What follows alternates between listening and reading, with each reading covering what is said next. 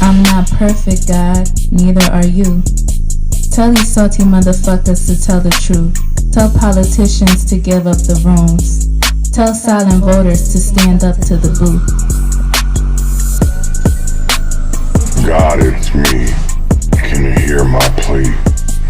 Feeling like I'm lost in this world, can't you see? Demons creeping in, trying to take control of me. But I'm just trying to find the light, trying to break free. I'm not perfect, God, neither are you. But why you keep forgetting me? What did I do? Trying to have a convo, but you starting to preach. Feeling like I'm on a leash. Can't find no peace, find no peace. Living in hell, can't you hear my plea? I'm suffocating, can't you see? Why you let these false prophets roam free? While the will run suffer, can't you see? I'm not perfect, God, neither are you. Why you keep targeting me? What did I do? Trying to have a convo, but you starting to preach. Feel like I'm on a leash, can't find no peace. Hardest battles, strongest soldiers, greatest burden, broadest shoulders, pushing up just like these boulders. This conflict like it's water, still this mercy, take my chalice, seeking grace through all this malice. All of these salty motherfuckers could give out. Politics and sinners, they all the same. Got me stuck in this endless game. But I won't give up, won't play the role. Gotta do what's best for my soul. I'm not perfect, God, neither are you.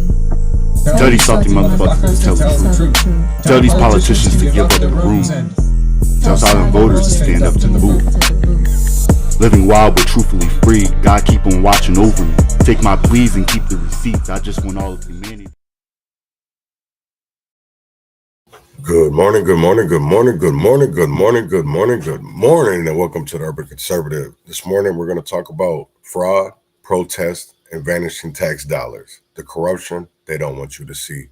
But before we get into all that, we're going to kick it off this morning with independent music. My boy Circumstantial Saint, Diluted Revolution, featuring the Urban Conservative. And we'll be right back right after this.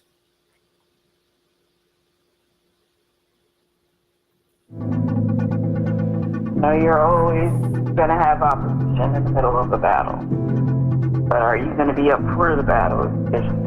Don't even engage in the conversation. I take full responsibility for whatever happened, what didn't happen, but they're just angry right now. I don't know what else to do, but I'm moving forward. That's it. I would even try and explain nothing or these people are angry. That person's angry. Everybody's angry about something. And that's it at the end of the day. But do not let it get yourself down because you feel guilty about not fulfilling someone else's expectations of what you should have done. Or you know what you needed to do and you should have done. But you can't feel guilty about the else's expectations of what they wanted or what they thought to have.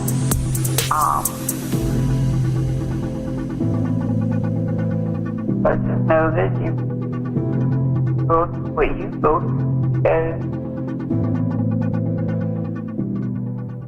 there's a purpose.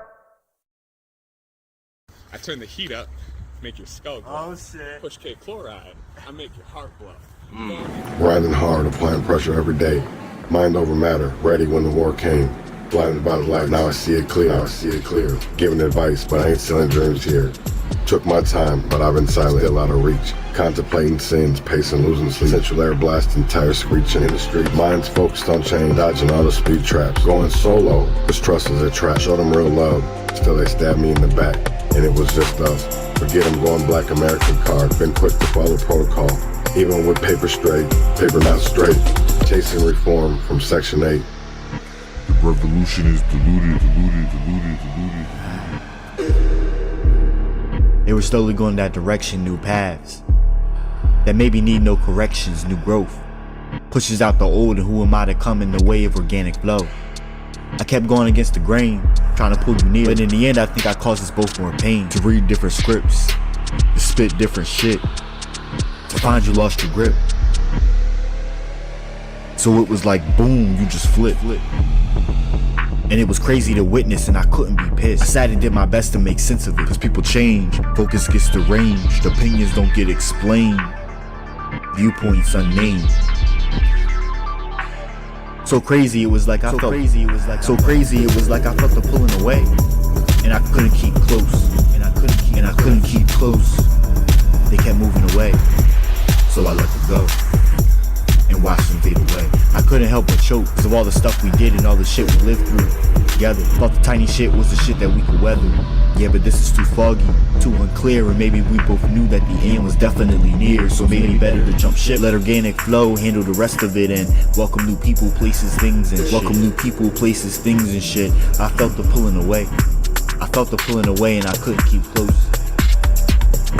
They kept moving away, so I let them go. And watch them fade away.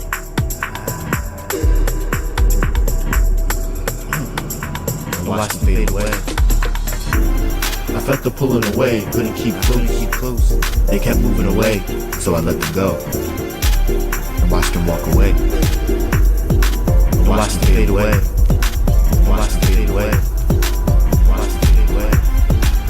Cold dews and smoky hues of grays, and TV is on mute.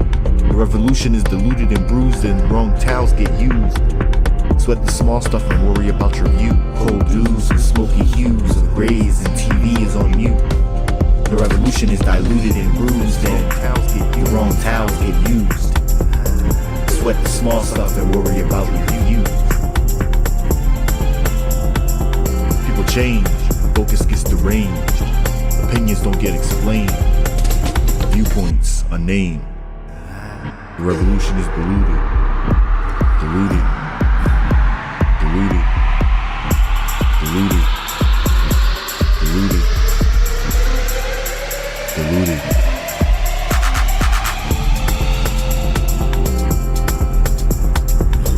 People change, focus gets deranged, opinions don't get explained, viewpoints unnamed.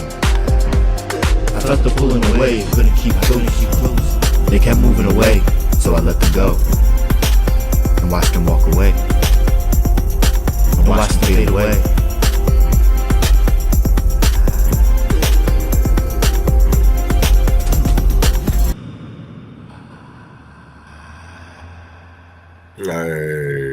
Deluded Revolution, Circumstantial Saint, featuring the Urban Conservative.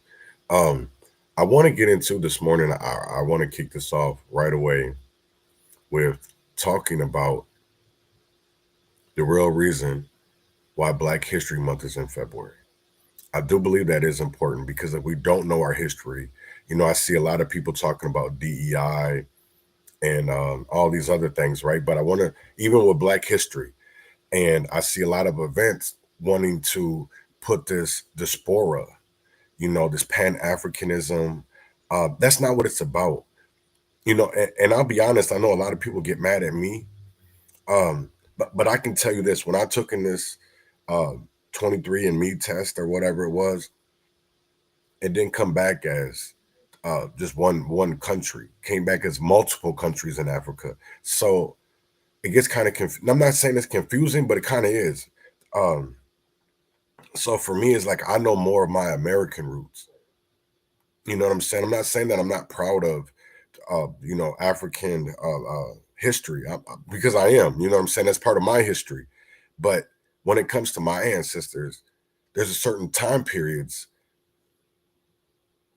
that matter more to me, and that's American success, because that's what I am. I was born in Minnesota.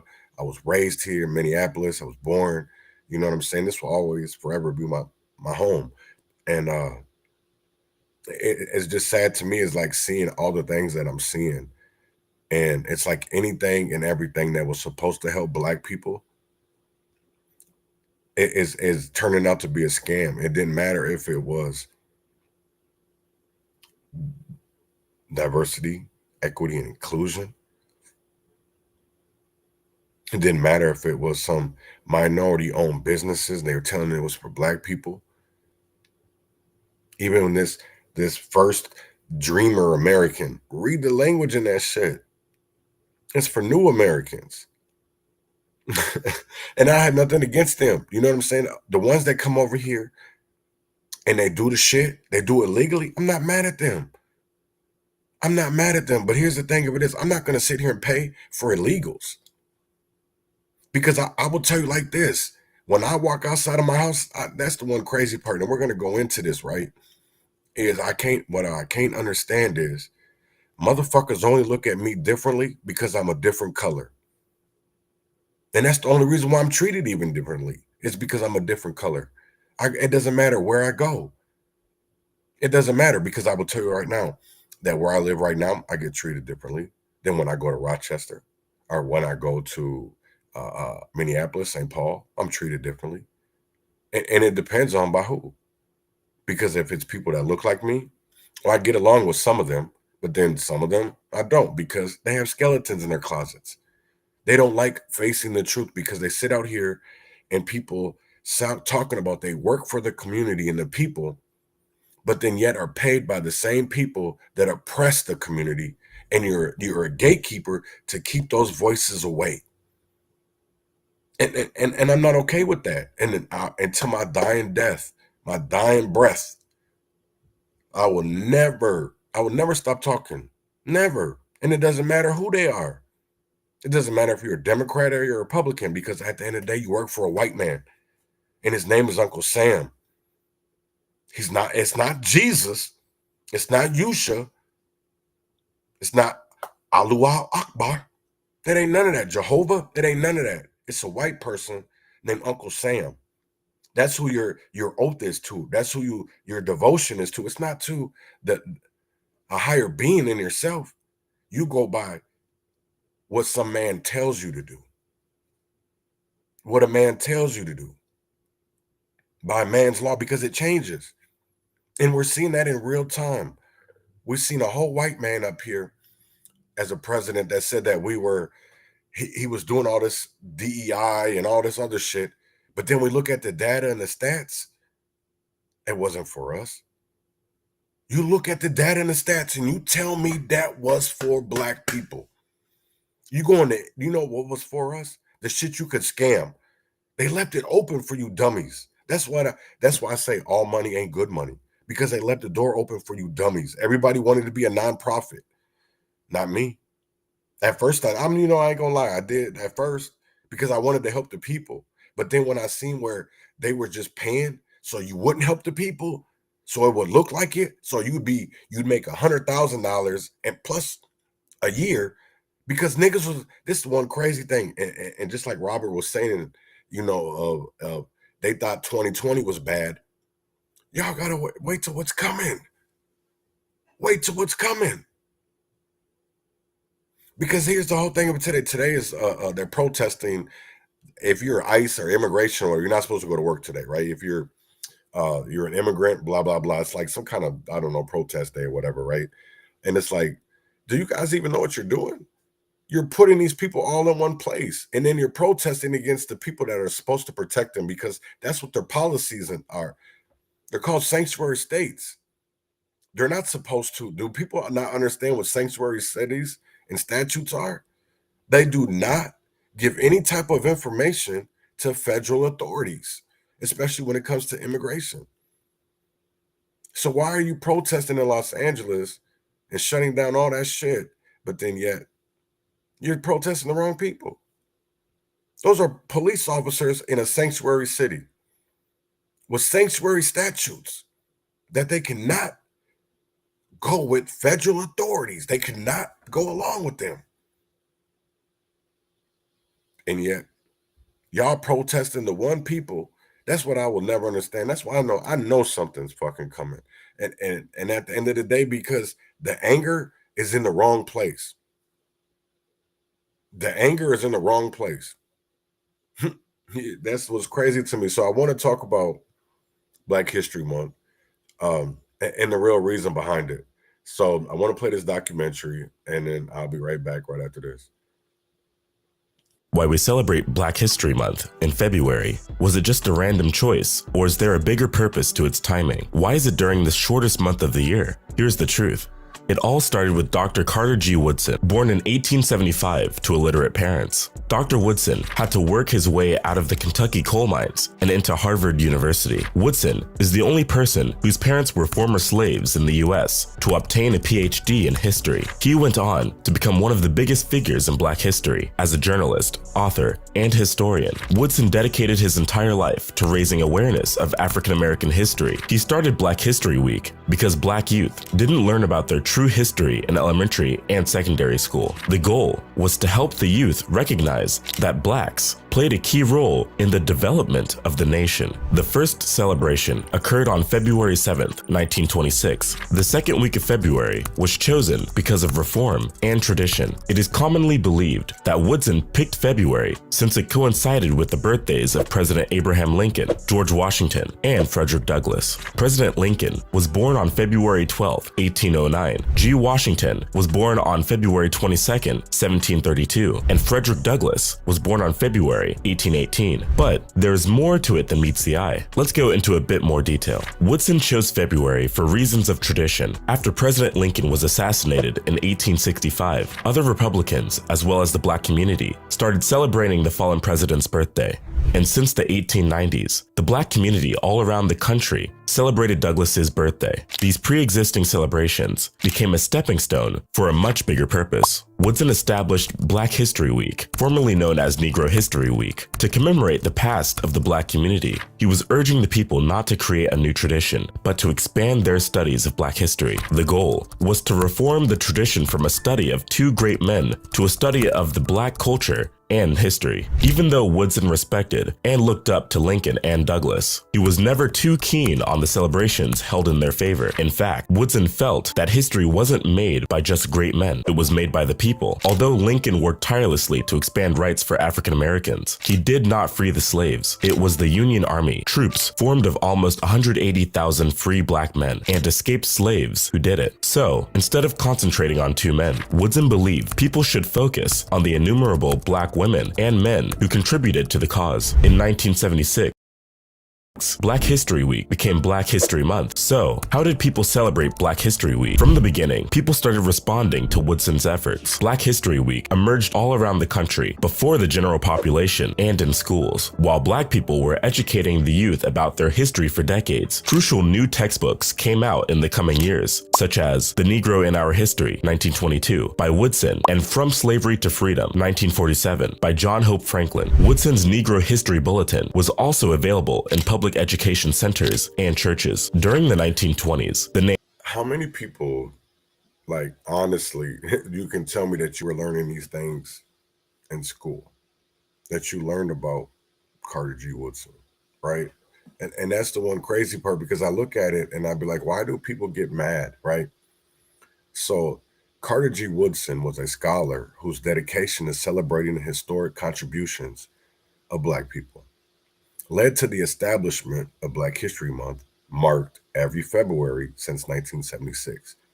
Woodson fervently believed that Black people should be proud of their heritage and all Americans should understand the largely overlooked achievements of Black Americans. And yes, I 100% agree with that. And what happens? These people, white people, then it all comes down to money. We have, I'm gonna get away from saying, no, I'm coon ass niggas and house niggas. And that's what's crazy, because I would tell you right now, they have a whole event going up today at the state capitol. Why are you celebrating and not informing the people right now? We're looking at a deficit. We're looking at a crisis in Minnesota, but yet you don't want to educate the people. You want to make slaves feel like they're liberated. You want them to celebrate their freedom when we actually were slaves. We're slaves. That's what I don't understand. People get props for turning down one white company for another white company. What makes them better? What makes Target better than Walmart? What makes Costco better than Sam's? Because they're telling you to boycott and go somewhere else. So what makes them better than the other? Because Walmart uses prison labor, Target harasses black people, especially black kids. They got laws, policies, Dark Money Alliance. So what is it? When are people going to see that these people are not allies and they tell all lies, and go look for accomplices? Go look for people that really that don't tell you that they love you every fucking chance they get. Tell them people that tell you the real truth. When you're doing wrong, you're doing wrong. Not that they don't tell you what you want to hear. So that's what I really, that's why I don't care about if I have friends or not, because I would rather be around people that want to do right and know that they're doing right and then call out wrong. So if you don't like me, so be it. But you bleed just like I bleed.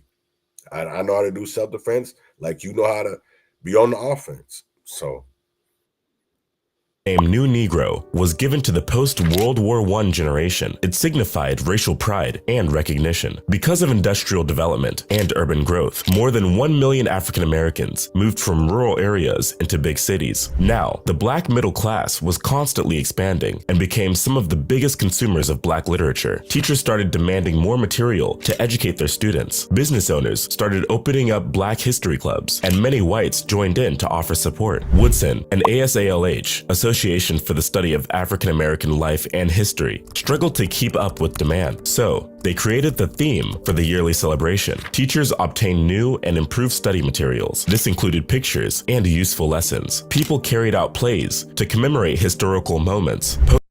Welcome to Iron that's Beam, wild, the because future I'll of futures guarantee trading. is With that our most cutting places we're not telling you we're doing themes, because all they do a Pan-African theme. They don't do a theme. It's the same. They want you to learn African roots when it's not the same. They want you to uplift Nigerians. They want you to uplift Ethiopians, Somalians, all while it erases Black American Negro history, freedman history. Let's call it what it is. You know what I'm saying? And it's American history. You know, that's what I will never understand, is like we've been fed so much lies and bullshit that to get the truth, and then when you do get it, people have been fed the lies so long that they don't even understand it. And it's like, come on, man, open your eyes. How do you not see this shit? Oh, because you don't bite the hand that feeds you. Up of important people and dates. Black educators typically taught Black history as an integral component of United States history. Some reports show that in the South, during the Civil Rights Movement, teachers would hide Woodson's textbooks under their desks. This way, they could avoid drawing too much unwanted attention from the principal. After gaining better access to knowledge, high schools in different communities created Negro history clubs. ASALH expanded its branches to reach a much wider audience. As the number of Black African Americans increased, mayors released Black History Week proclamations. Fast forward to the 1940s. Before his death, Woodson believed that the weekly festivities would end, but the story of Black history and the remembrance of all the past hardships wouldn't. As a matter of fact, Woodson didn't see Black history as a one-week thing. He urged schools to use Black History Week to show what students learned during the entire year. It was in the sense that African Americans would study their past every day. So, he looked forward to a time when the people would no longer need these annual celebrations. The civil rights movements of the 50s, 60s, and 70s became a new turning point for Black people. There were student walkouts requesting Black history classes. During this period, social movements gained momentum. It caused a drastic shift towards teaching Black history through the events and experiences of ordinary people. By the time Black History Week officially became Black History Month in 1976, the Black Power movement gained a new emphasis on what is truly unique about being a Black person in the United States of America. Other countries are also honoring Black people and their impact on culture and history, including Germany, United Kingdom, Canada, and the Netherlands. How is Black History Month celebrated today? The Black Power movement has evolved over the years. It has managed to help increase awareness of Black identity and the countless neglected accomplishments of Black Americans throughout history. Today, people continue to discuss Black history. Many honor the contributions of pioneers such as Rosa Parks, Harriet Tubman, Marcus Garvey, Sojourner Truth, Martin Luther King Jr., and more. There are many film screenings, museum exhibits, and nonprofit organizations that support Black youth. Many local organizations, schools, and cities are hosting events that celebrate celebrate Black History Month. Is Black History Month celebrated anywhere else? Black History Month goes beyond the borders of the United States. Germany and Canada celebrate this event in February together with the US, but the UK, Netherlands, and Ireland are hosting their own Black History Month celebrations in October. Brazil chose November 20th for its Black Consciousness Day. Here is how each country celebrates this occasion. For a couple of years now, Germany has had a lot more events organized by Black organizations, institutions, and individuals. These events focus on the importance, awareness, and recognition of Black life in Germany. Although the USA is the bedrock of Black History Month, Black people in Germany are also facing issues with discrimination. This marks a wide-scale effort to rally against racism. In December 1995, the House of Commons officially acknowledged February as Black History Month. In Canada, there are festivities and events held across cities. Canada is celebrating Black Canadians, such as Eleanor Collins, the pioneer in both television and music. She became the first Black artist in the region to host a nationally broadcast TV series. Thanks to her career, Collins created connections and raised funds for charity and local organizations. Many other Black Canadians have contributed over the years, which serve as an inspiration for the youth today. In the United Kingdom, when Black History Month first started, there was a lot of emphasis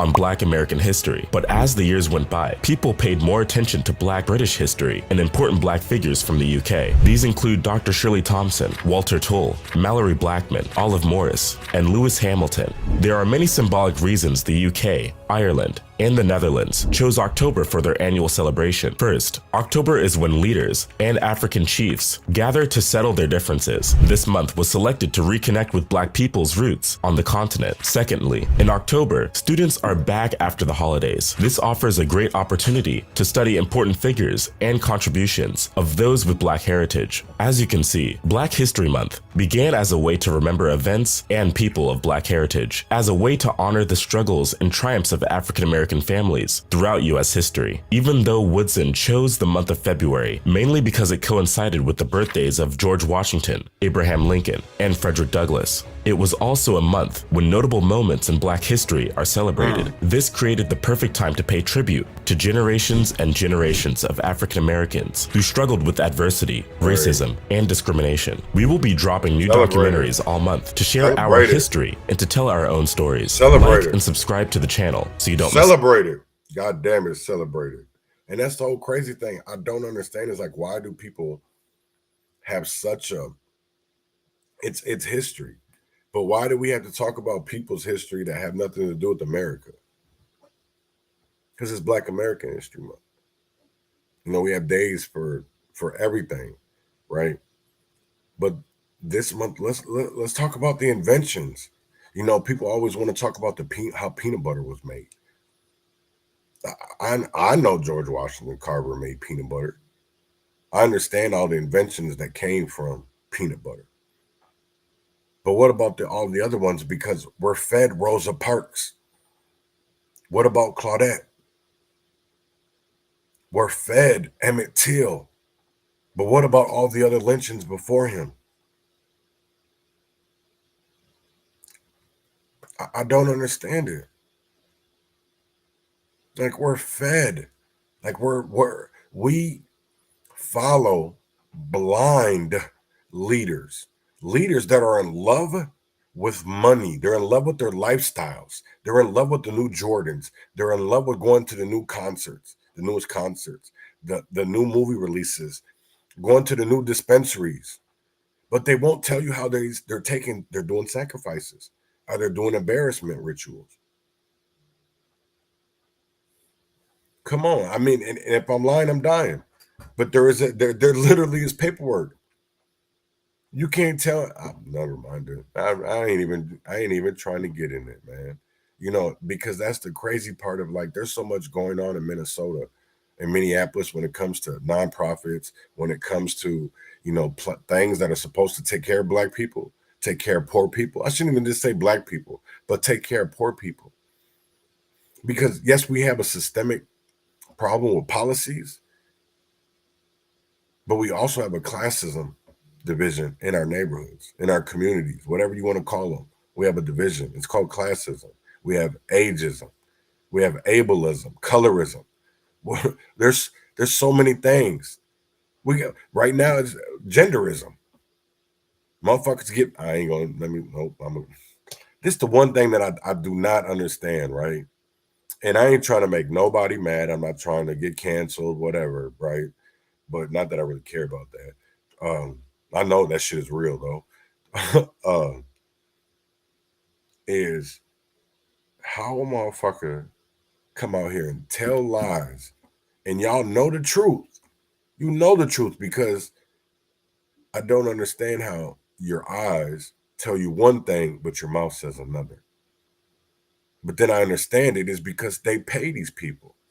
They pay them to shut up. They pay them to look the other way. Go through these. Why are all these scams all of a sudden being put on the forefront? That it directly affect Minneapolis and St. Paul, because that is the biggest areas, right, for marginalized communities. Let's be honest.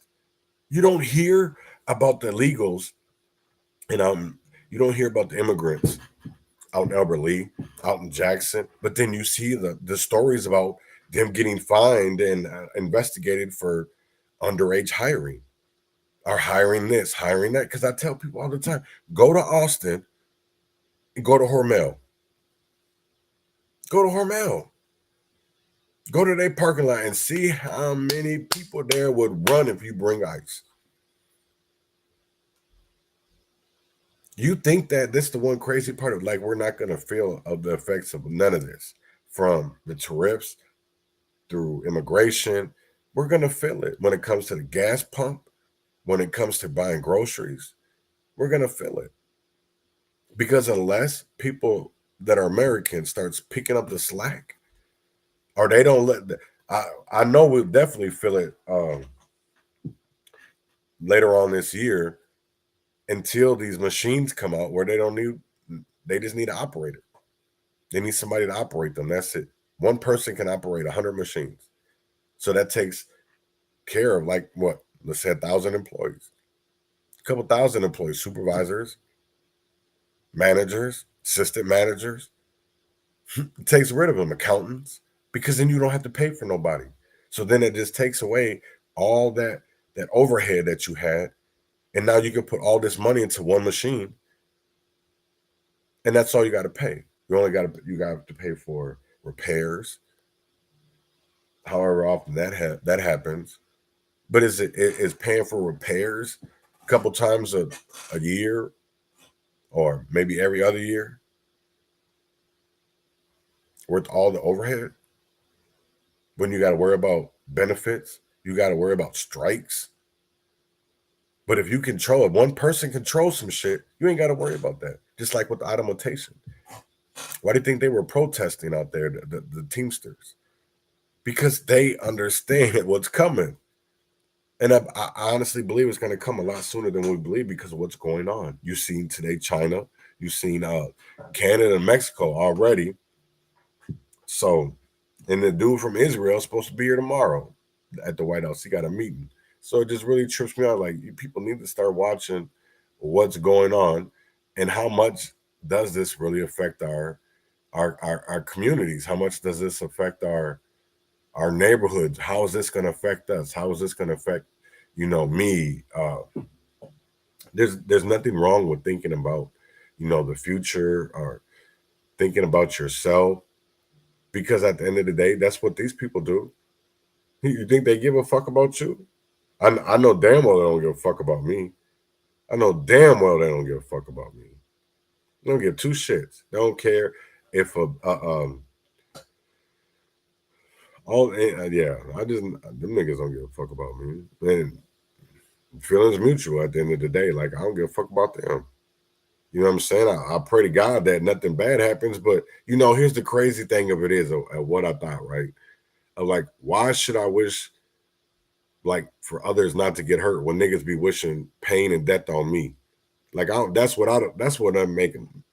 I need somebody to help me understand.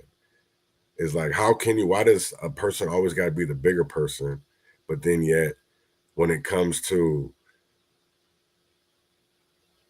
another person, it's all fine and dandy. I will never understand that, and maybe I never will. But that's the beauty in this is that maybe it's not for me to understand or to even to get, because nobody really knows their history, and history has a chance of repeating itself if enough people don't know what they're talking about.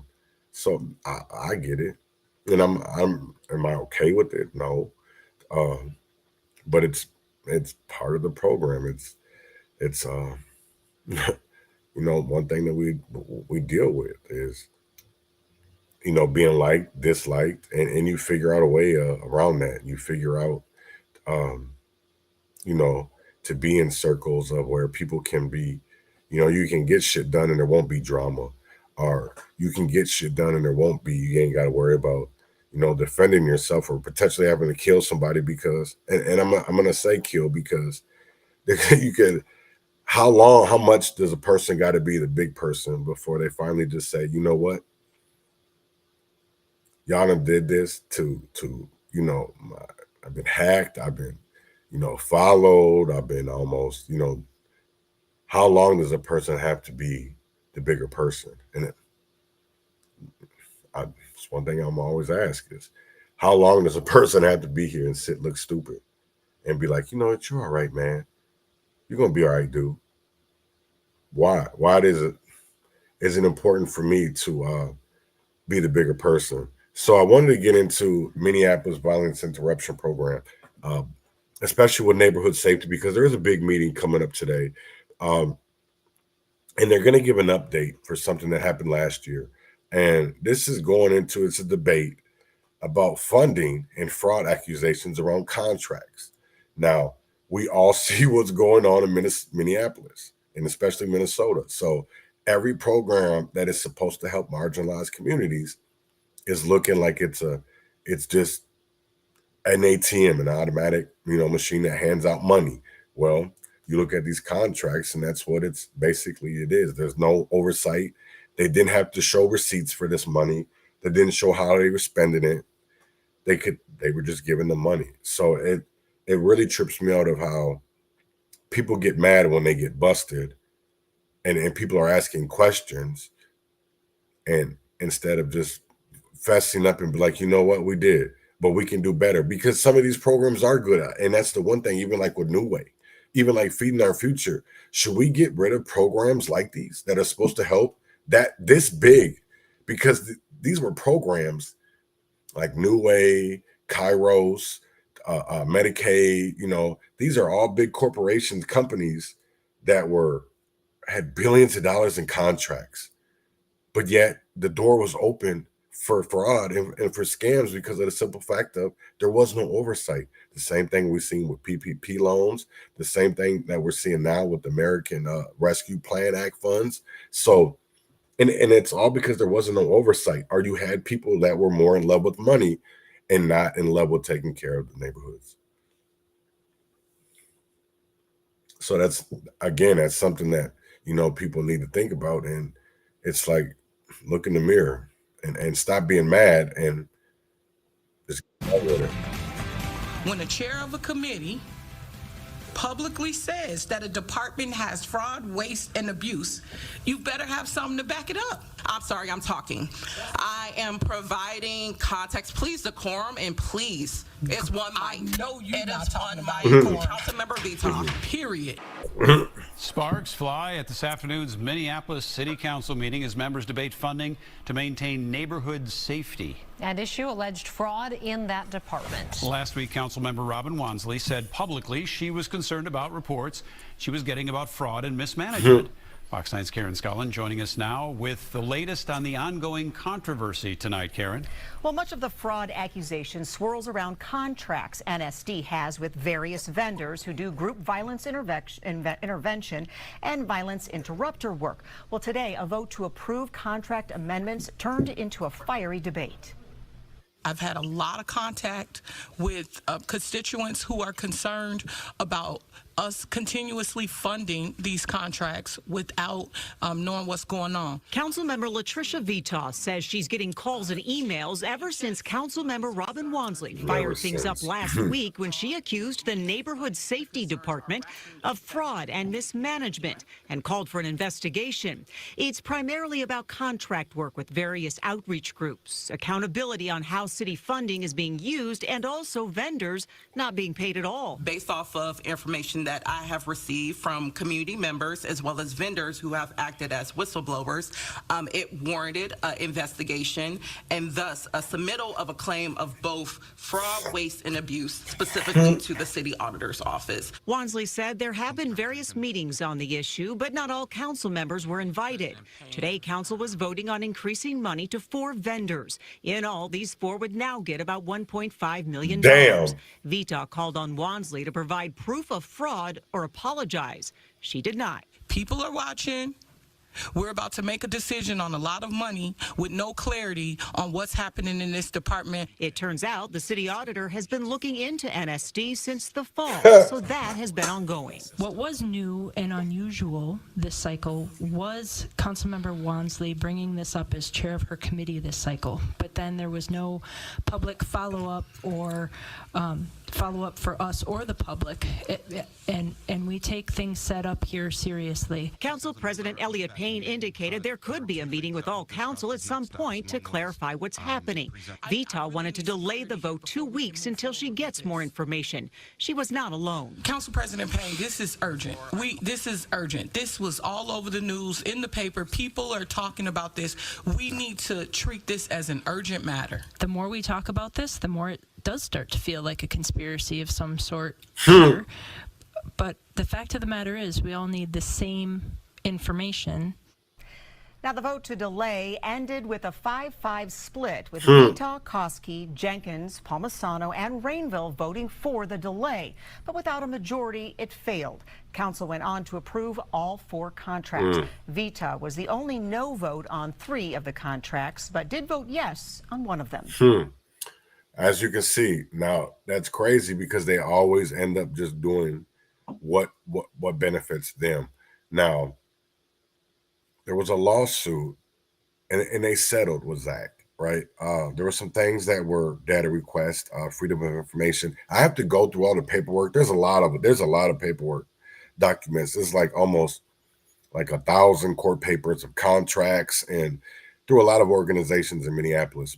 And you look at a lot of it and you're like, wait, why is all this money going to places and nothing gets better? You've seen somebody buy a liquor store.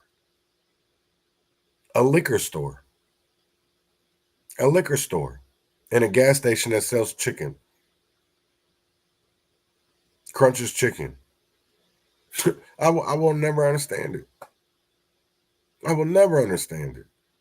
Right across the street from a church, and I think what's across Pepe's? No, that's not Pepe's. That's some kind of, I forget the name of it. Hooks is across the street over on there. On Lindale. Oh, no, that's not Lindale. I forget what street that is. Right there on the 4-way. You have the various things over there by Shiloh Temple, the church. You have, I forget that. It's that one way, though. But whatever. Yeah, I know what I'm talking about. Maybe you don't know what I'm talking about.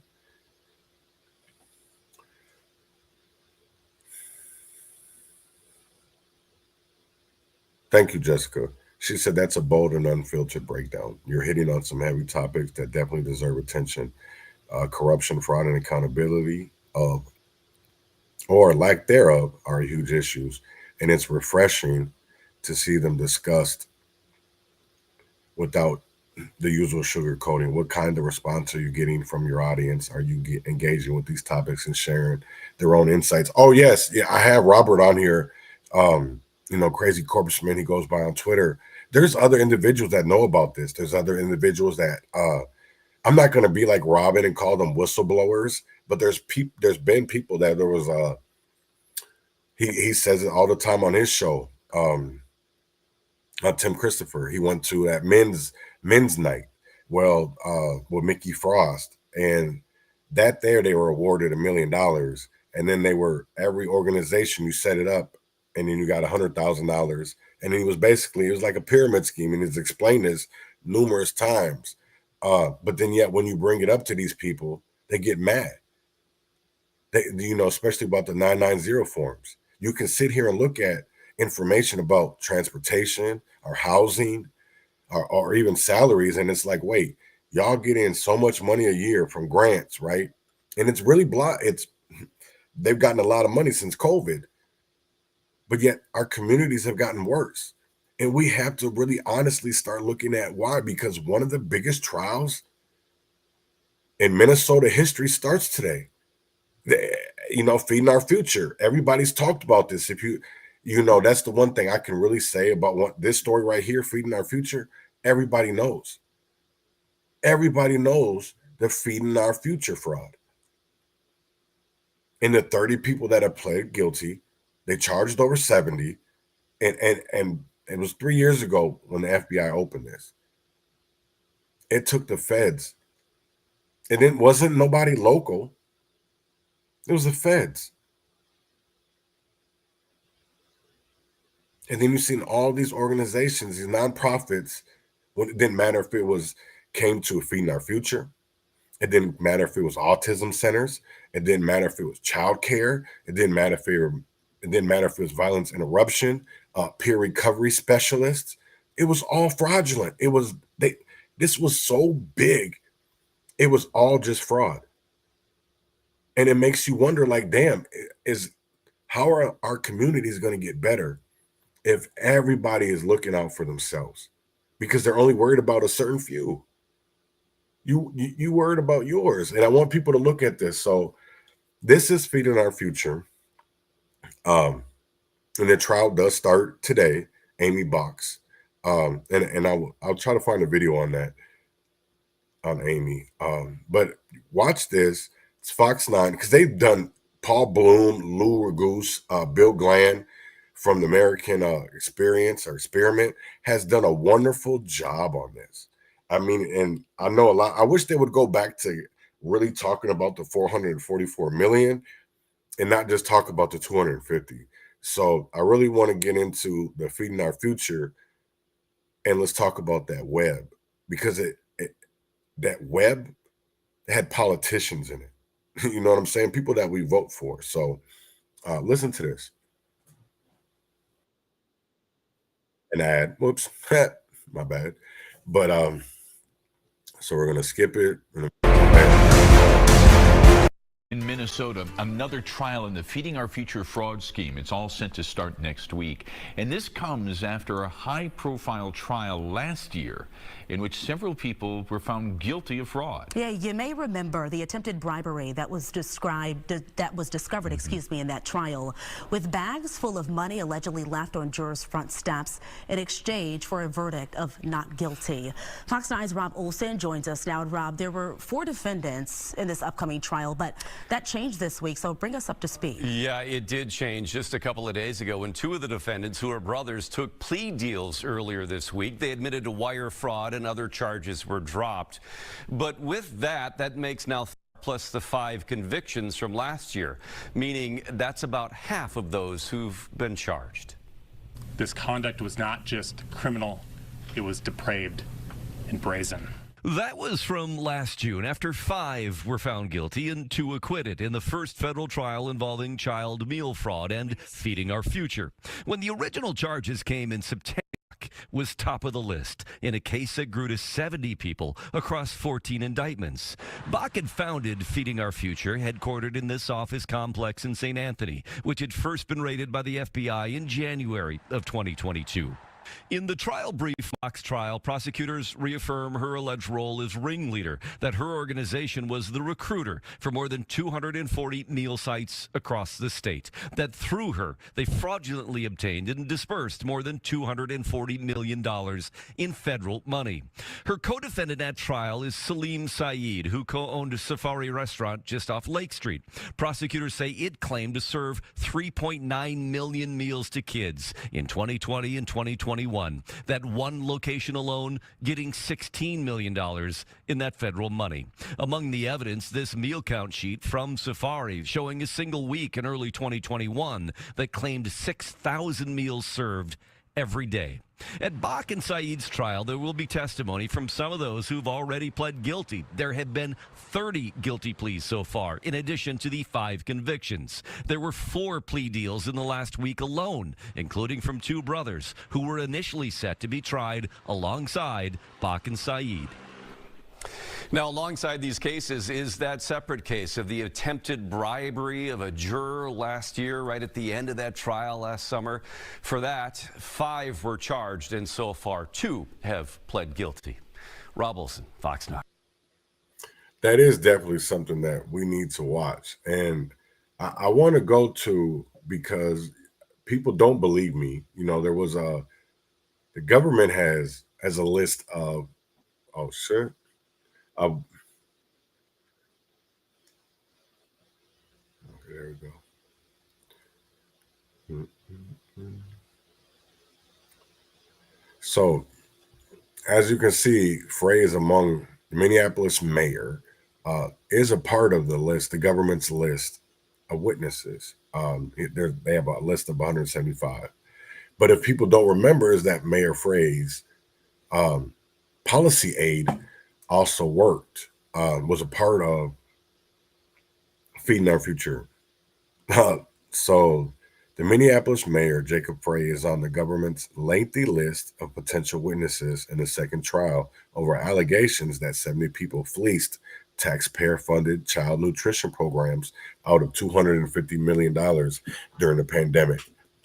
The DFL mayor is not accused of any wrongdoing. Not yet. I'm going to say that not yet, because I do believe, with everything that I've seen and know firsthand, I do believe that there is going to be some elected officials that are going to be a major part of this, and not just make up Jacob Frey, but Abdi Noor Salah, a former policy aide to Frey who left Minneapolis City Hall in 2002, is charged with taking part in the alleged conspiracy.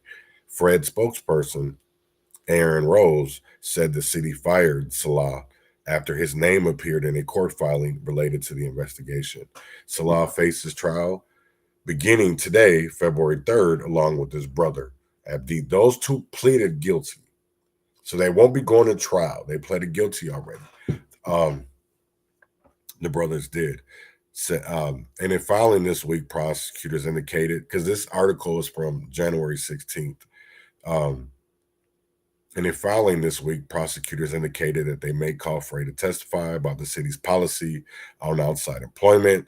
They contend that Salah failed to tell his employers about his outside income from the fraud, which he allegedly disguised as consulting payments. In separate filings, Salah's attorney argues that such evidence is inadmissible and could mislead the jury. Rose told NPR News on Wednesday that the mayor has not yet received a subpoena to testify. In a brief outlining their case, the U.S. Attorney's Office alleges that when officials at the Minnesota Department of Education began scrutinizing Feeding Our Future, Abdi Noor Salah used his political influence. I'm going to say that again. Used his political influence to lobby politicians to pressure MDE not to shut down Feeding Our Future and sites under its sponsorship.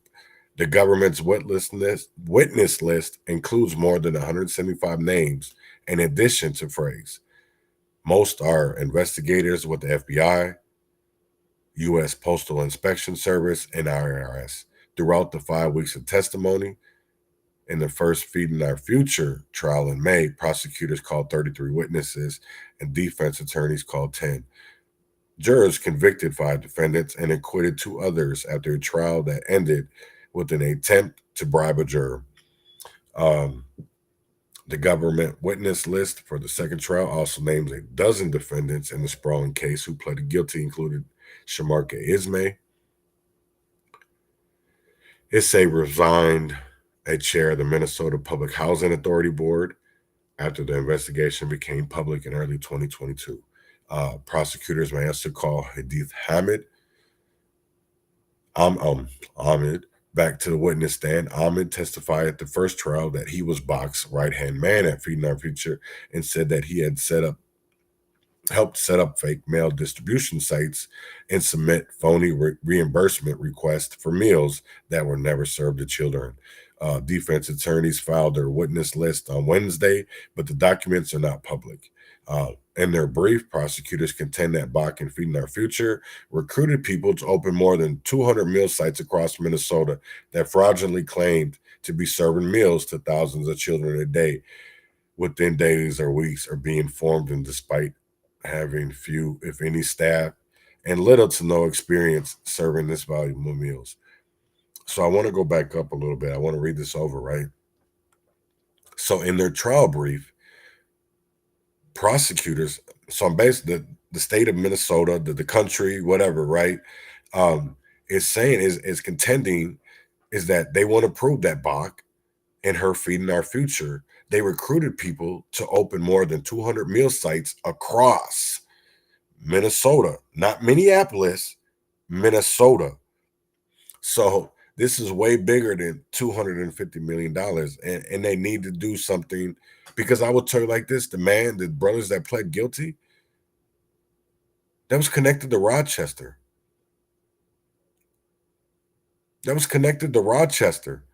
But yet people like to, you know what I'm saying? They don't ever like to bring up. They don't like to have those conversations. You know, let's talk about how big this web got, because it didn't just affect Minneapolis. It affected the whole state. But yet I only see Minneapolis. You know, that's what I don't never understand, right? Because you have representatives from St. Paul, Minneapolis. Oh, wait. God damn it, they're Democrat. That's why they don't make a fuss of it. That's why you never see Liz Bolden or Andy Smith, Kim Hicks. You don't see none of the Minneapolis Democrats talk about this, because it benefited them. It benefited them no matter if it came to elections, because it takes money to win. Look at the donations that have came in for the mayor just this year, and not just Fatih Omar, not just Frey either, Koski. You know, and then we got to look at law enforcement. We got to look at, Bob Fletcher. What did you have to do with Sharon Lee Ross in Twin City Refuge? You did a lot of things. Mickey Frost too. You know, we have to start looking at Shiloh Temple. Open the books, sir. Open your books. And if you niggas ain't got receipts for this shit, we need answers. Why? I don't understand why that's so hard. Why is that? Because just because they allowed you to do it doesn't make it right. Doesn't make that it's okay. Because they literally have made it legal to fuck over our neighborhoods and no repercussions, no accountability, because it's okay for them to do that. Because they can always use that excuse, we didn't know no better. What do you mean you didn't know any better? You can't keep on using that. Because I thought it was, when we know better, we do better. So you can't claim all these certificates, all these, oh, I got all this. I got my PhD. What, you out here pimping hoes? Because that sure does not mean that you're a physician's assistant. Because I see a box of dumbass rocks. That's why I don't understand. Like Ben Crump. Have you ever seen this nigga inside of a courtroom? When? I'm gonna wait. I want somebody to answer me that, man. If you're in the chat and you're listening, when was the last time Ben Crump ever was inside of a courtroom and won a trial? That's what I got for y'all today, because that's crazy as hell. The same thing. You know what? What's crazy is I've been waiting for this, and this is a good time. It's Black History Month, Black American History Month. Ricky Cobb. The lawsuits were all dismissed. Why is nobody really talking about that? But we're talking about DEI at Target.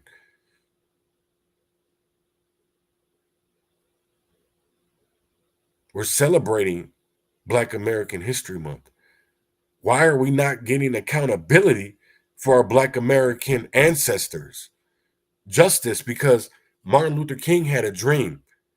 We're supposed to continue on that economic justice. If we wanted reparations, because they killed Martin for economic justice. They killed Fred Hampton for economic justice. They don't, that's the one crazy part. We're so divided now, is that you can't have possibly a Martin Luther King or a Malcolm X, is because, yeah, social media is crazy. First of all, you got Tariq Nasheed, you got BLM, you got FBA, you got Umar Johnson, you got all these motherfuckers out here. And who do you go with? Because at the end of the day, Dr. Umar called himself a doctor. Tariq, he a failed rapper, hip hop artist, and wrote books of the art of being a Mac Daddy, a pimping. I don't understand that shit. All the followers that Kevin Samuels had. I'm not saying nothing is, but y'all, we need to start holding these people accountable. We can listen to D1 all day talk about how much music is fucking up our next generations, but then yet we celebrate it. We have to leave certain things. It's not easy, because I still go through it. I still go through it. I'm like, damn, I don't want to do that, but I need to. Because if I want to live my life of where I look at something wrong with that. Like, we need accountability and justice when it comes to murdering our brothers, murdering our sisters. When it comes to, robbing, killing, because it's gotten to a point where they call it black on black violence. Something that they created and started, black on black violence, because you don't hear white on white violence. That's not a statement. That's not a label. But they labeled the fuck out of black on black violence, black on black crime. What is black on black crime? Isn't everything a crime? When you kill somebody, when a man, two people kill each other, that shouldn't matter the race. First of all, because if we're doing it over drugs, should you be mad? Should you be mad that your taxpayer dollars fund this? They fund fentanyl. They fund overdoses. So while people are out here talking about boycott this, boycott that, and I will say this right now. I have a Caribou cup that I'm not going to show you the label, but it says Caribou right on here. And but damn, I see niggas go to Starbucks and don't act like you ain't killing your fucking people. I see niggas out here wearing Jordans. But free the Uyghurs. We sit here and talk about the climate. We're climate justice warriors, but y'all buy Teslas, and all them things that what the batteries and all that shit does to slaves, indentured slaves in other countries. But because y'all getting it so cheap, y'all don't care. You don't care about the person's blood, sweat, and tears they had to go through to make that shit for you. You just want it. You want that gratification. And I will never understand that. It's like, how do we, as people, get past that shit? Of like, how do we get past the fact of like, we feel like we need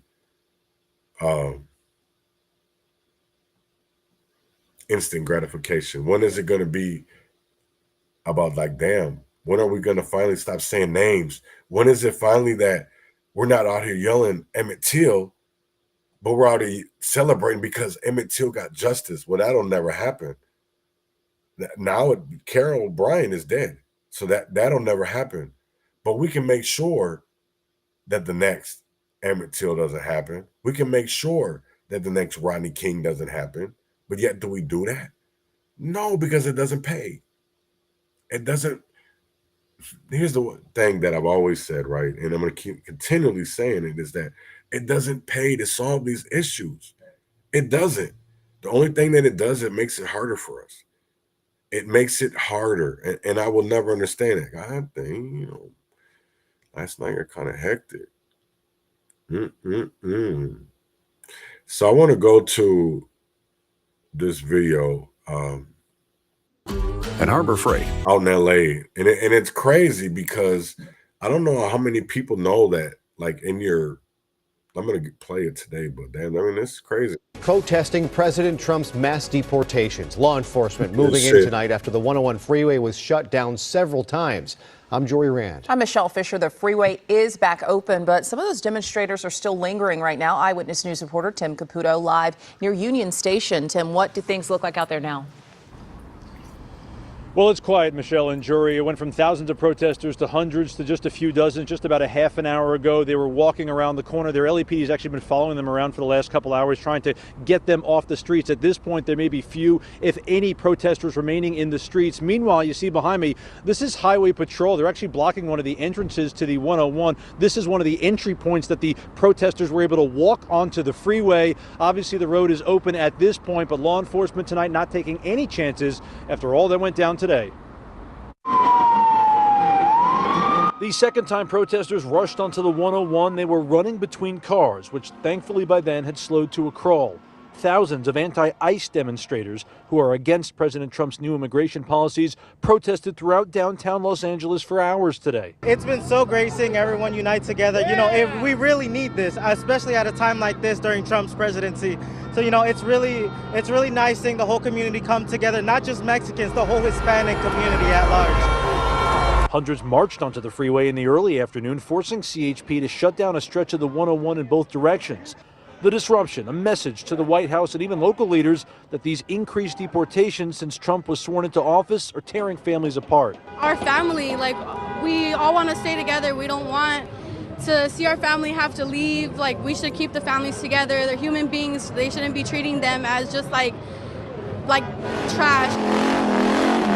Between the burnouts, the music blasting, and even fireworks, the protest was loud and impossible to miss. And that was the point. I think we expected a lot of people to show up, but we didn't expect this amount of people to show up, and we're very glad because we're able to get our message through. At one point, LAPD in tactical gear pushed a few people back as someone tossed a traffic cone at police. But otherwise, the day-long protest never turned violent, and at last check, no arrests were made. There was some vandalism. Come Monday, you'll see plenty of four-letter words aimed at Trump spray painted on walls and signs here. This massive protest follows several similar anti-ICE demonstrations around the country today, including this smaller but just as emotional rally held in Riverside today. I'm here to support my people. You know, I have so much love for them, and I feel like we go through so much, and we're good people. We deserve the best just like everybody else. It took LAPD several hours to finally get all the protesters off the roads downtown. But if getting attention was the goal today, these protesters did it with flying colors. You know, we've been able to track these protesters essentially by the law enforcement helicopter and its spotlight from above. That's been up for hours this evening. It is no longer up at the moment. Obviously, plenty of police presence out here tonight, making sure no protesters find their way back on the 101, especially at night, essentially making it safe for those protesters because it would be dangerous being on any roads this late at night. Hello, I'm Mark Brown. Get more great ABC7 content by clicking the subscribe button for our YouTube channel.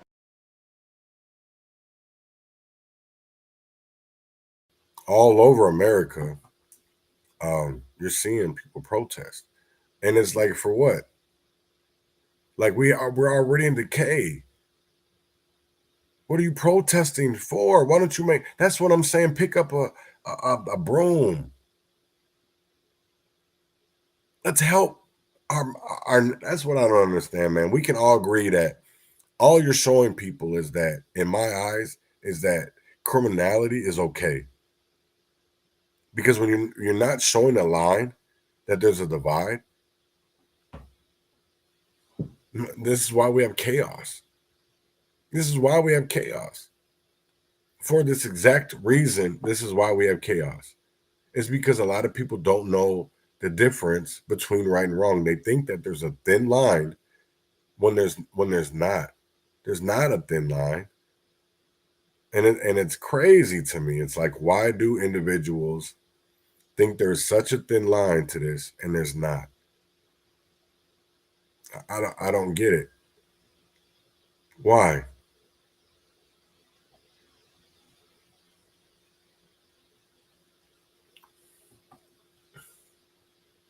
Starting today, let's choose light over darkness. Let's make a conscious decision to remove any negativity from our lives. Negative thoughts, negative energy, negative spirits. Ephesians 5:11 reminds us not to take part in darkness, but to expose it for what it is. That means we don't entertain things that pull us away from God's light. Instead, we shine so brightly that others can see his love through us. Let's be a reflection of his goodness. Let's spread love, not judgment. Let's uplift, not tear down. No more negativity, only faith, hope, and love. Who's with me? Because I'm going to tell you that when I see these things going on, just like last Thursday, right? Down at the Target press conference, I come back to this. Because have no fellowship with fruitless deeds of darkness, but rather expose them. So they had a fellowship with fruitless deeds on Thursday. Tell me how that's not fruitless. When you won't stand up for a black man that you said was killed by Derek Chauvin.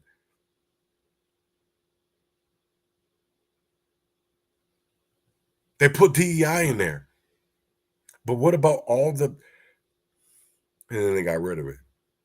But what about all the brothers, the kids, the women, and not just in Minneapolis? Because this was bigger than George Floyd. This was bigger than diversity, equity, and inclusion. That had nothing to do with them.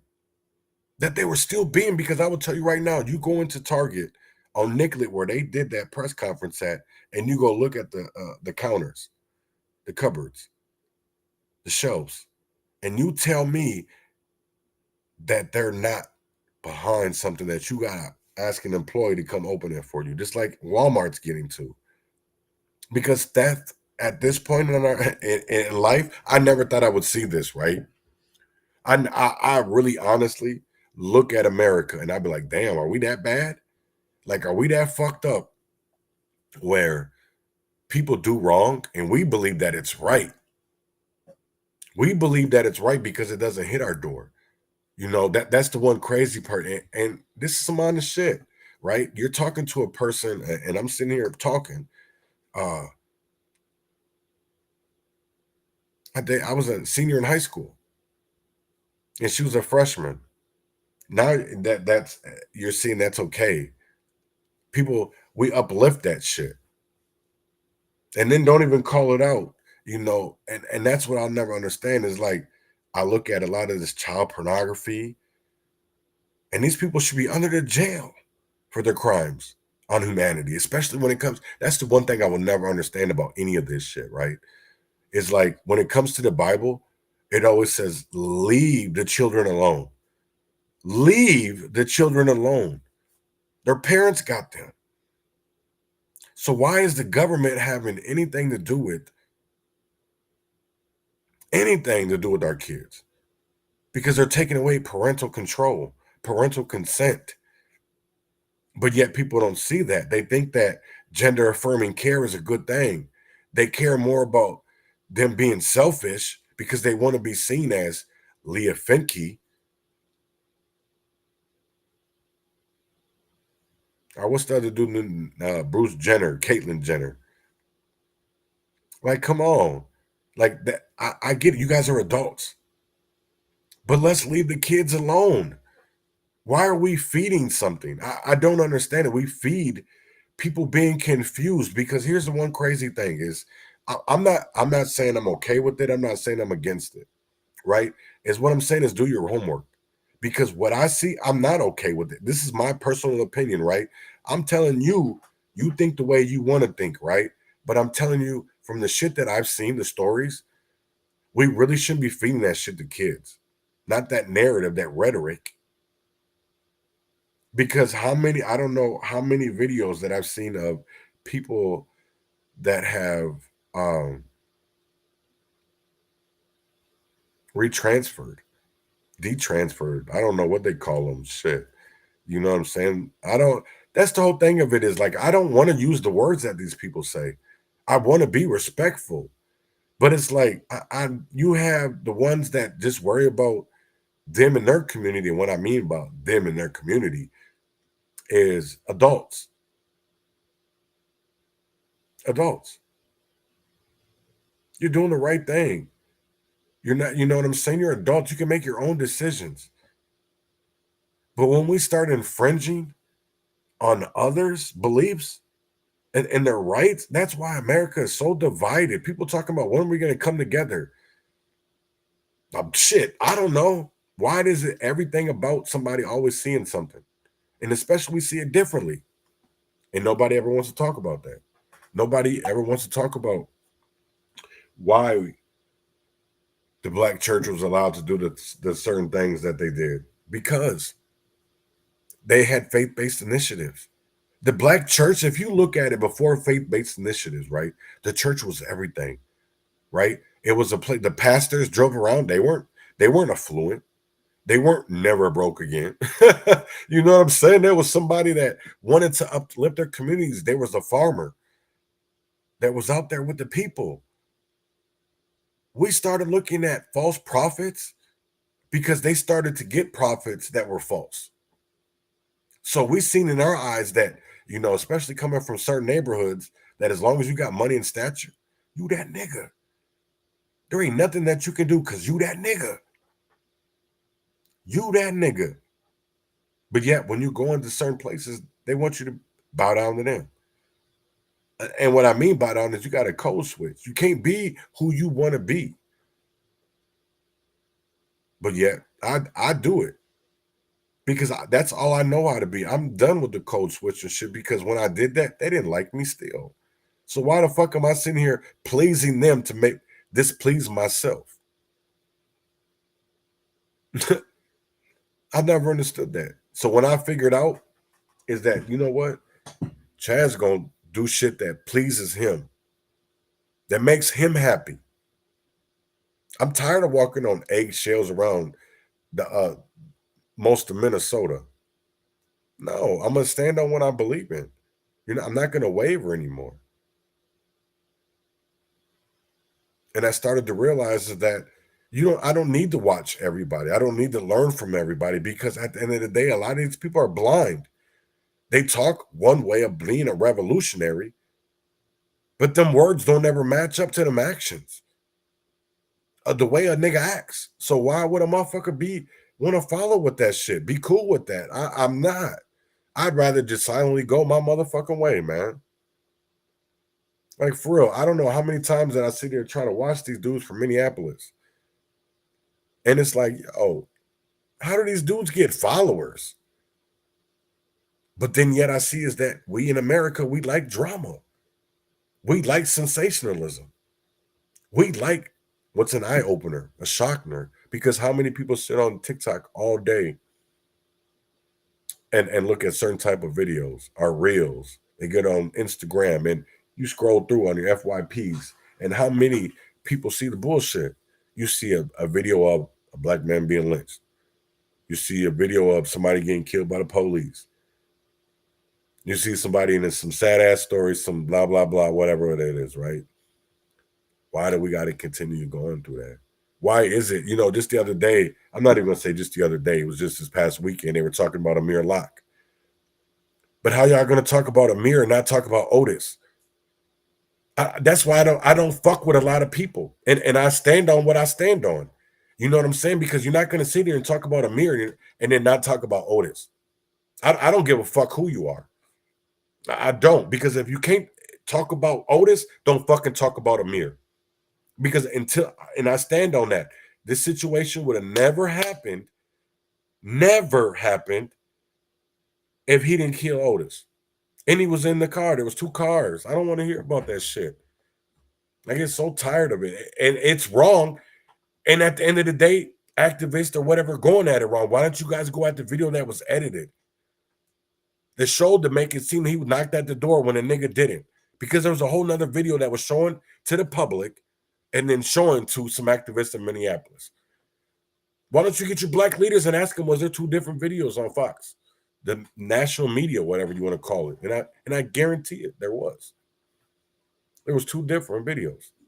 One was edited and one wasn't. One showed the real shit in real time that they were foul. But yet we protect that shit because you told the people that we didn't do no knocks. So you had to cover it up. You had to cover it up that they didn't do no wrong because that's how you got elected. The same way that you said you were going to get rid of homelessness. But yet homelessness is rampant and we still yet vote for this bullshit. The same with Rainville, Vitaw, Ponsano. I just had a great conversation yesterday with Miss Nikki Holiday. I love her to death, man. You know what? I know we don't always see eye to eye on certain things, but I will tell you, same thing with Reverend Tim Christopher. But when I need them, they're there. They're there. I don't have to worry about Nikki talking all kind of bad shit behind my back. Same thing with Marcus. The same thing with Reverend Tim Christopher. Because he'll say, why don't you go talk to him? The same thing that when people go talk to me about Marcus or Reverend Tim Christopher or ask me questions, go talk to them. I'm not going to know. I'm not like that. Y'all think because I'm like that about certain people, I should be like that with everybody. No. There's a difference between private and personal. You know what I'm saying? These people do their shit out in public. A lot of people do their shit in private and don't want others to know. They do all the evil shit of down low ass people. That's the whole crazy thing for me, right? Is if people are so okay with being transgender, why do we have niggas on the down low? Or why we have people getting killed because you're not okay with telling individuals that who you are. You believe that you're fully a woman. I'm sorry, but God made women with a pussy, not a dick. Not a pecker. That mother, man, oh man, come on now. Y'all can't tell me that God made a woman with a dick. Because Eve in the Bible had a pussy. And excuse my language, but you know what? Y'all heard that shit with Kindergarten's Cop when we were growing up, that boys made penises and girls have vaginas. Or was it boys have penises and girls have vaginas? Yeah, not that they make. You know what I'm saying? Now it's you can be who you want to be. Timmy was born with a rooter. What the hell is that? I don't know. There's something we made up, but he was born with it. Oh, okay. All right, man. Peace out, dog. I don't understand that. Just because a motherfucker say something, we go with it. Instead of just looking at this shit for what it is. That it's not for us. That it's not. And I still to this day can't, I don't believe that, right? I can't see it. And I will never understand that is how we as individuals see what goes on around us and we don't call it out. It's because we're content. We're complicit. We're a part of it because we don't feel like we can do something on our own.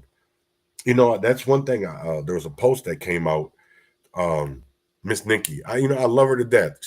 She's free Philip Vance, and she put a post out. My Facebook is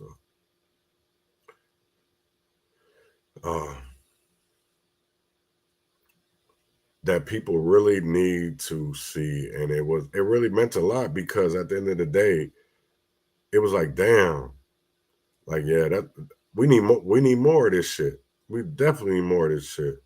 Let's see what the post is. Okay, so she asked people, right? There's 13 comments. She said, "Do you believe people can really be radical advocates or activists if they work for the system? Or do they now place their livelihood in the hands of the very policies that we want to dismantle?" Right? And there was various people that answered. And I say no. How can you make change but get paid to look the other way when the people in the community suffer more and more? She said, exactly. And I said, Jeremiah Ellison told me something up in Winston Way, that the seat changes you to end up going with the yes crowd, then hang with the losers. Miss Nikki said, interesting. I do remember sitting with him when he used to have coffee with the community. Many of them are super green when they first take their seat, and they anticipate that they're going to change. They're going to make all kinds of change. I've been offered jobs multiple times within those offices, even to be community liaison, advocate. I decline every time. And when I decline, I tell them why. Because I refuse to conform to your policies and procedures and operate within the box of the system that we want to dismantle. And I give that up all day. I love that fucking answer because I respect that, right? And I said, exactly. We have our own table that works. So why join and conform to theirs? And she said, right? I don't believe change is ever going to happen from the people that step into the political scene. I believe the change is going to be those of us that don't conform. At the end of the day, I believe politics and authority roles are all about popularity and clout. Man, that is, and yet everybody wants to be a nonprofit. Everybody wants to be, say they make change, and the only way that you can make it is if you join the system. You go join their table. No, I honestly believe you make them join yours. If your table is working, why would you go join theirs? I will never understand that of like, why would you go join their table when there's been years of fuck ups and that's all we see, right? That's all we see is fuck ups. And I'm going to play this video and then I'm going to get up out of here with some music. But I wanted to show this, right? Because they're calling for metal detectors at the state capitol. And I kind of find this as, I'm going to let this play and I'm going to talk. But I found this as funny is because it's a black man.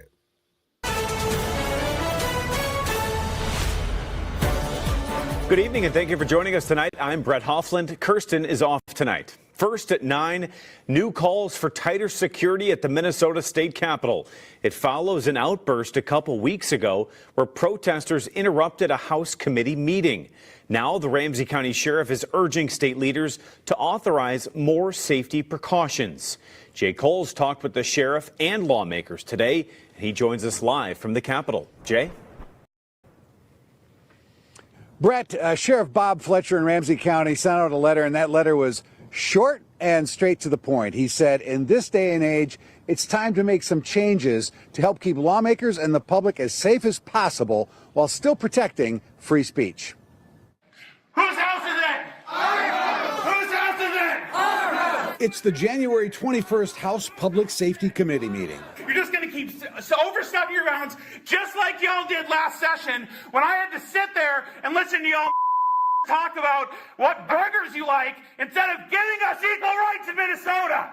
A protester then approaches State Representative Walter Hudson. You chicken meatball-headed whose house is this? Whose house is this? Hudson says the protester came within 2 feet of his face. I remember. And this person standing over me with a bullhorn screaming in my face. Go yourself. You have no idea what's going to happen next. Ramsey County Sheriff Bob Fletcher sent this letter to Was it gonna Lieutenant bust a Governor grape in a Peggy food Flanagan, fight? House and Senate leadership, and the Chief Scary Justice motherfuckers. of the Minnesota Supreme Court. I mean, 38 of the 50 states have metal detection and checkpoints in their capitals. 12 do not. We're one of the 12. In the letter, Fletcher urges metal detectors at the Capitol, State Office Building, and Senate Building, which is not the first time the idea has been floated. The Public Safety Committee meeting was another example of the danger that lurks without searching anyone's bags. State Senator Warren Limmer sits on the Capitol Security Committee. He says protests should be limited to the rotunda or Capitol steps. Those same protests and louder protests and more active protests have come directly into committee hearings and interrupt the business. Drag me out. Drag me out. There is no evidence to suggest these protesters would have been stopped by metal detectors, but State Representative Hudson thinks there is an option. By aggressively prosecuting people who engage in criminal disruption at the Capitol. Now, Sheriff Fletcher says there is a disorderly conduct investigation underway into the person who was using that bullhorn. I also reached out to the office of Lieutenant Governor Peggy Flanagan. I did not hear back just yet. Also reached out to House DFL leadership, that is, and they declined. They've declined to comment, which is normal. But here's what I want to say, right? The person didn't use a weapon. They had a bullhorn. So you're weaponizing a person using a bullhorn. I will say this. Those people that were there protesting, even though it was loudly, should have not put fear in your hearts. They were fighting for equal rights. They were fighting to wanting to be seen. Do I disagree with the way they go about it sometimes and who they fight for and what it's for? Yes, I do. But everybody should still be treated equally. And in my eyes, you shouldn't be scared of bullhorns. You're in a state capitol and you have people all around that are licensed to carry. So why are you afraid? I don't understand that. That's why these people never come over North Minneapolis. They're never on 36th and Penn when we do events. Unless we invite them, they get their little photos and they leave. That's why Walter Hudson blocked me. That's why Walter blocked me. That's what's funny, right? Walter blocked me for the fact of that I called him out. The only time he ever goes over North Minneapolis is to two places. And the two of the biggest fraudulent ass places in Minneapolis, Shiloh Temple and then Jerry McAfee's church. You come out to 36th and Penn for like 20 minutes to take pictures and then leave. But then yet when you're confronted, you didn't even know the other two people. Right. Right. That's what they're scared too, right? That's what I'm saying. I don't understand that. It's like you had that big, you could tell he was shaking because they didn't want a confrontation. Buddy, you could tell the way he was talking was kind of scared because you never know what's going to happen. And I still stand on that. They did not have no thought of violence. There was probably maybe some knives they had there, but there was nothing, no pew-pews. So I don't know why Walter was out here talking about he was scared. Why don't you come down to 36th and Penn when you know niggas is strapped, my nigga? You too, Bob Fletcher. Go over to, come on, Fletcher, you already know. That's what I mean. Like, all this shit is about money. It's not about doing the right thing for the people, but it's if we can do this to get profits. Can we do this to get money, to generate money? So I'm going to get up out of here. You know, today Minneapolis is talking about their violence interruption. Also, Feeding Our Future trial starts today with Amy Bach. Please check into that. Diluted Revolution, circumstantial, same featuring the Urban Conservative is also out. Please get into that. Coming up tomorrow, new podcast will be starting. RANB, Reimagining Transformation with Corel Wrights. She's a great artist, and I'm lucky to be, you know what I'm saying? I have a song with Coral, and I just love it. She's on my album, my new release, A Letter to God. She just hits it, and so I want to give a chance to everybody to meet Corel and see how awesome she is. So check in tomorrow. I will get a time because I kind of fucked up. It does say between, I think, like 6 and then, but they're only an hour ahead. So it's like I kind of fucked up. So I got to make sure that it's either we're going to start at 6 tomorrow night or we're going to start at 7. But please check in tomorrow. Reimagining Transformation with Corel Wrights. And please check into that. And please check out, she got a new album out. We're going to get into all that. She's a very interesting person. Let's say that it's very interesting when you're going to get to know Corel. Maybe I might have said that wrong, Corel. But please check back. Tomorrow I'll have her on. Them on, and we're going to get all into it. So with that being said, man, win or fail, freedom or jail, heaven or hell, wish me well, and y'all have a great one. And I'll be back tomorrow, same time, same place.